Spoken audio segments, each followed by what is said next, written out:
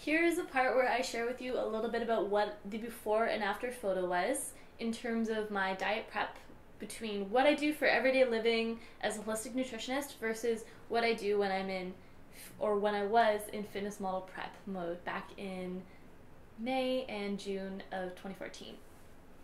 So the first thing that you should know is that I live a whole food lifestyle.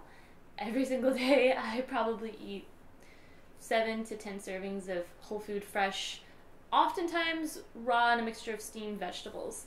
And I absolutely adore like homemade artisanal breads. I like fermented cheeses. I like fermented foods like miso, sauerkraut, tempeh. I really enjoy bison beef, like organic grass-fed. So my whole food philosophy is to make sure that you eat in alliance with more or less like a culturally realistic food diet, as well as things that are digestively supportive to your system and foods that are more or less nutrition packed. So at the time of my competition, 5 weeks before was when I really started the diet prep, and what kind of switched up was, number one, I reduced my level of complex carbohydrates coming from specifically starches like carrots and beets, as well as from the breads. So I ended up really minimizing down the amount that I had, and I did more or less eggs, chicken, and fish, particularly sardines and salmon. And those were my staples that I would have every single day, day in, day out. So in the morning times, I would usually have like a couple boiled eggs, and then I'd have like several pieces of like steamed asparagus. For my pre-workout, I'd usually have some kind of berry, or I'd have like some kind of like fat smoothie, so hemp seeds with vegetables and maybe one fruit and flaxseed oil. And my post-workout would be like sardines and lots of green vegetables. So what was really the big difference was I didn't have more than about 2 servings of fruit a day. For grains, I'd have maybe maximum a cup of any type of grain throughout the entire day. And my meals mostly consisted of having some kind of animal protein and or hemp seeds and more like vegan food, alongside with large portions of greens. And that very quickly transformed. You can see from the photos, the before and after, very rapidly changed things up.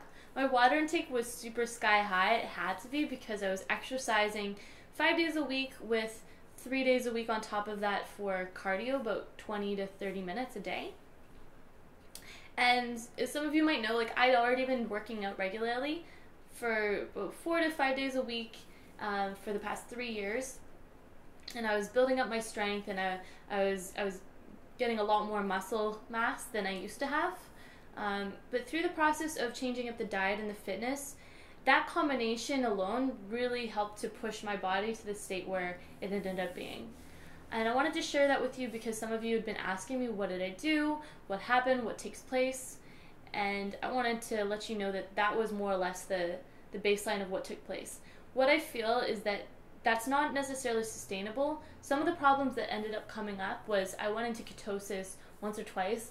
I totally misunderstood some of the things I had been told, and that was particularly to not have more than about 1 fruit every 3 days. So I had done that, and my head was spinning. It was a horrible feeling. Do not put yourself in ketosis. It is totally anti what you want. It raises your stress levels. It makes you feel mentally fuzzy. Just not a good feeling. Do not do that to yourself. So I feel that the next time that I compete for a competition, which will be April and July of this year, my diet's going to be a lot more carbohydrates than it was before. I might start to play around a little bit with having like whole food days, so nothing but like a raw vegan day, and maybe like 1 or 2 of those, and then having more like a paleo oriented day. So I'm going to play around a little bit with that. I'll share with you a little bit more, but that was what I did specifically for the first time around that I ever got involved with a competition.